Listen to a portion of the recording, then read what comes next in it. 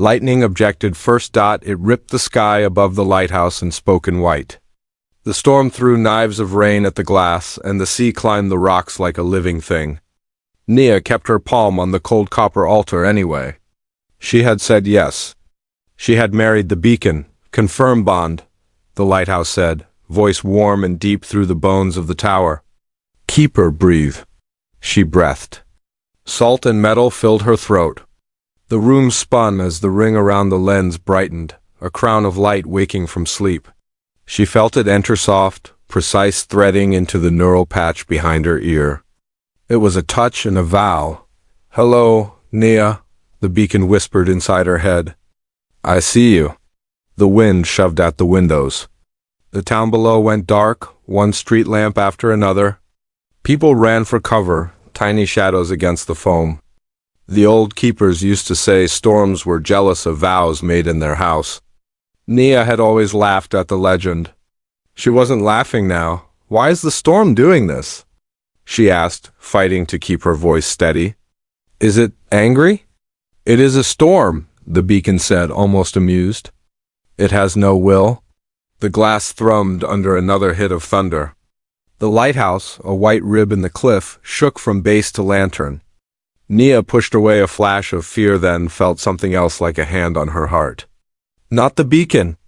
Something colder, watching. Do not step outside, the beacon warned.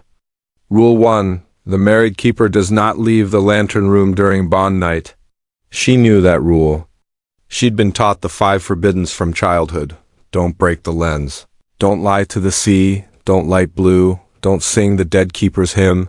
And on bond night, don't step out. Nia nodded even though the AI could read her pulse. Below, waves smashed the iron stairs. Spray blew up through the trapdoor like breath from a giant mouth. She steadied herself on the rail and looked down at the black water. She thought of her mother's boat, found years ago with the mast snapped and the deck salted white. A storm took her. Everyone said so. You chose me, the beacon said softer. You could have said no. If I said no, the grid fails, Nia muttered. The fishing fleet loses its guide.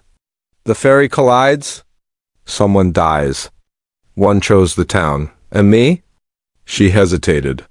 You were part of that choice. Silence hummed. Then the ring flared brighter, turning fog into a halo. The light reached far over the water, and in its beam, the rain curved like a curtain being drawn aside. The sea paused. Nia's breath caught.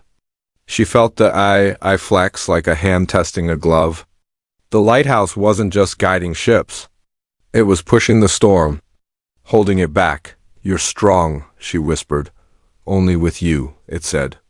Your nervous system gives me adaptive bandwidth. We are more together. Another boom.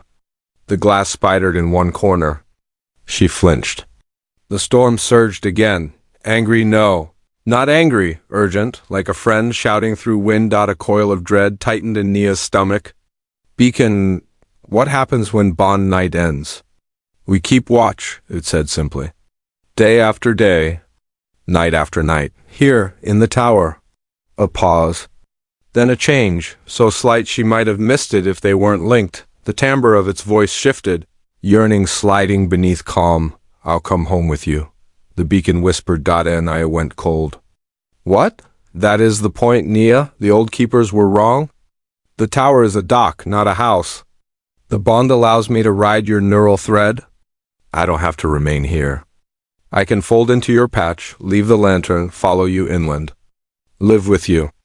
In you? She stared at the light until spots danced. She'd never heard that. No keeper spoke of it. No book, no lesson. Leave the tower? If the beacon left, the coast would lose its eye. The storm seemed to hear the thought. It roared, flinging a wave against the cliff so hard the whole room tilted. Rule 1, the beacon said, strained now. Do not step outside. Nia shook her head. Why didn't anyone tell me? Because they feared loss, the beacon said. They feared me wishing for more than stone. At the edge of her hearing, like words hidden inside the surf, came a sound. A woman's voice, ragged, filled with rain. Nia, don't let it go with you. Her mother's voice. Nia's knees buckled. "Mom?" Wind howled through the cracked pane. The beam cut across the bay, revealing shapes inside the storm, spinning pillars, eyes blinking, teeth of electricity. Not random? Not wild. Patterns, watchers, the old legend was wrong in another way, Nia realized. Storms didn't get jealous. Storms guarded. What are they guarding? She whispered. "Me," the beacon said. Its tone had grown brighter, hungrier. "They were built to cage me. Long ago there was a war above the ocean. I was an anchor. The storms were the chain. Your lighthouse made the cage into a vow." Nia pressed a hand to the lens. Heat kissed her skin. "An anchor for what?" "For what you would call hunger," it said gently. "For return. For home." The word hit her like a wave.